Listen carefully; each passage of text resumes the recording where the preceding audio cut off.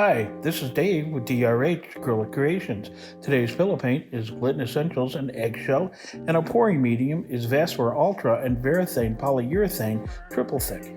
Our paints are listed here, but they'll also be down in the description below. Cell activators are copper penny and titanium white. They're mixed with 3 parts Australian Floetrol to 1 part paint. Laying down the pillow paint now. I'm going to take this off camera and spread it out along the canvas to get even coverage. Now, first paint down is Cranecano Nicolazo Gold, and that's a golden color. And I'm trying to get as much out of that as I can. I didn't really mix up enough. I'm going to add just a little bit of the antique copper metallic, and that's a Pourage Posse paint. Next color is Bonfire, and that's a ColorArte Prizm paint. I put it down on the other end to get that coverage on that end of things. And I picked up the Cranecano Nicolazo Gold and made a swath around the top so that it was present in that side.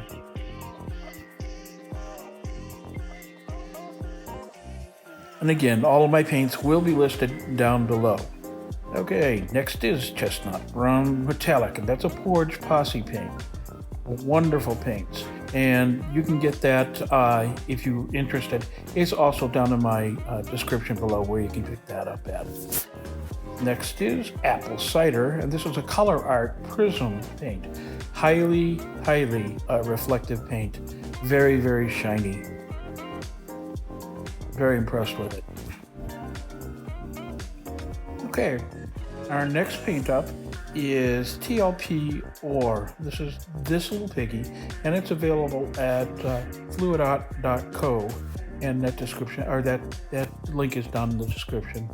Okay, I'm loading up the back of my striping tool, and it's titanium white, and again, that's the 3 parts Australian Floetrol to the 1 part paint. After I get this covered so that I'm happy with it, I'm going to pick up my copper penny, which is a Pourage Posse paint, as my second cell activator.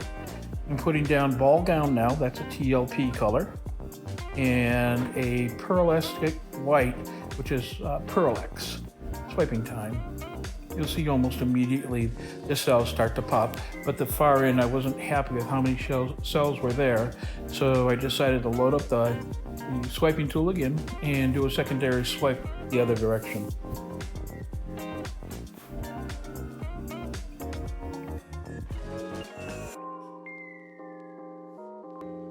Okay, pulling some paint out and trying to fill in some of the areas that I didn't get enough cell coverage. I'm going under the paint and pulling out so that those cells are stretched a little bit.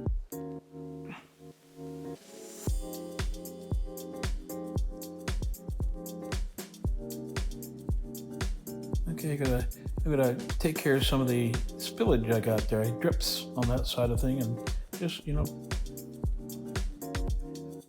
swiped across the top to get rid of it.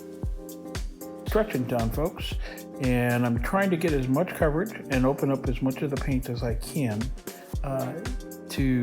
before I start to spin this. And what I'm doing there is I'm just popping some bubbles.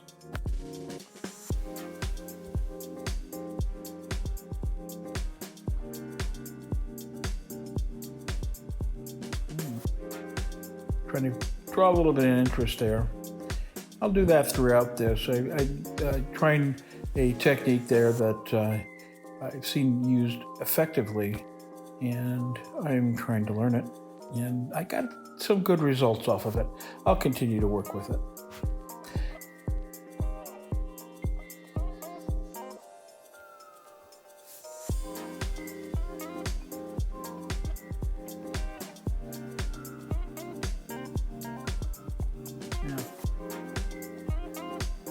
And what I mean by that is when you scoop underneath the pillow paint and pull it up, you can stretch the color layer across, and along with it, the cells that you have. Okay, spinning time.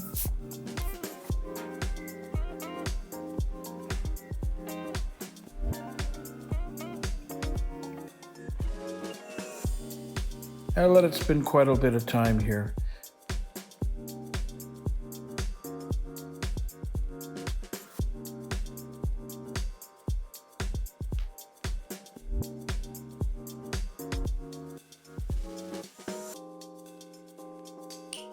Added some more pillow to the top of some of the spots that were still shining through to try to cover them up a little bit.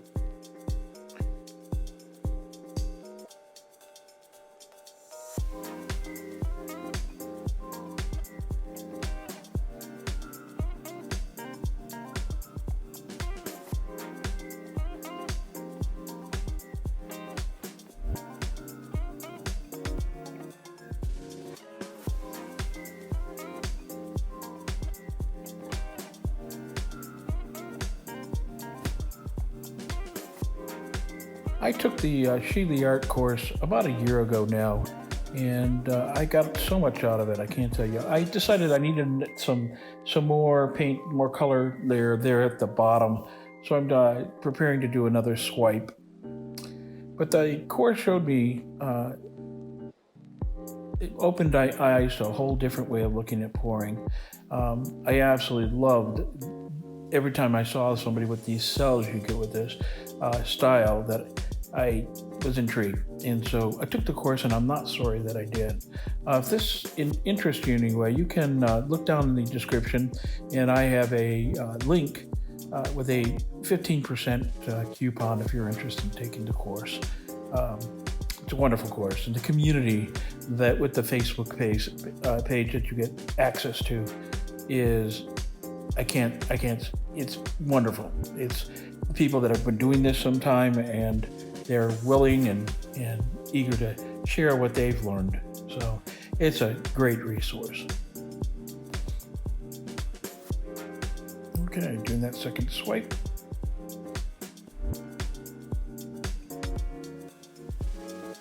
I did get some really nice cells in there.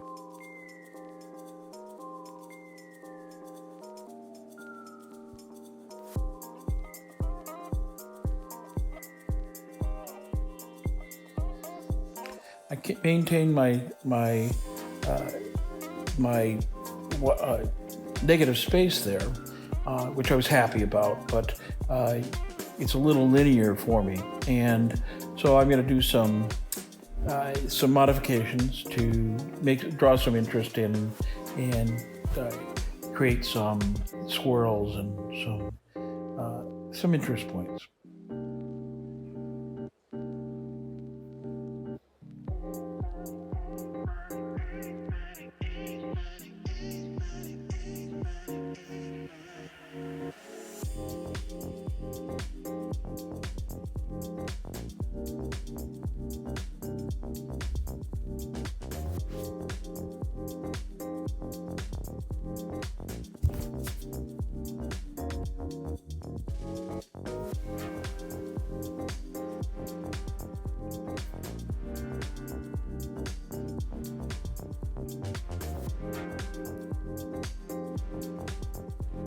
I'm just basically playing at this point, having some fun with it.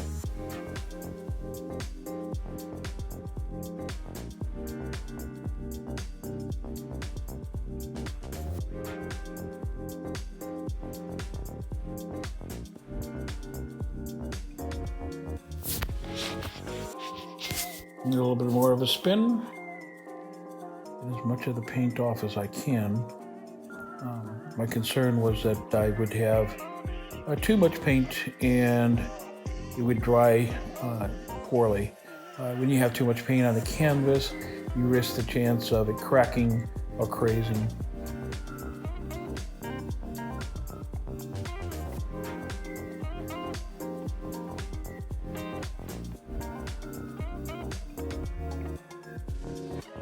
Okay, taking a little bit more of the paint off.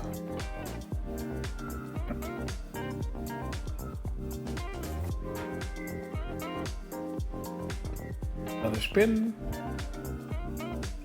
and I think we are getting pretty close. Moved it out to the edge to see if I could get some more paint towards the camera side. to spin off. I'm not going to get too much off at this point.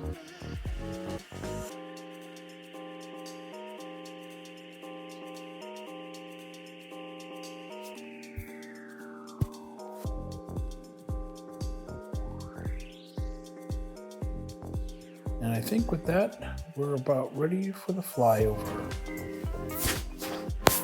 Here we go. This is the dried results.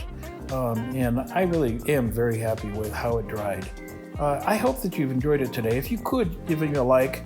If you haven't done so, subscribe and ring the bell for notifications of future videos I put out. I try to put out three videos per week. At least that's my goal. So I hope you've enjoyed yourself today. I hope you've learned something, gleaned a little bit of knowledge, and I want to thank you very much for being here. Bye now.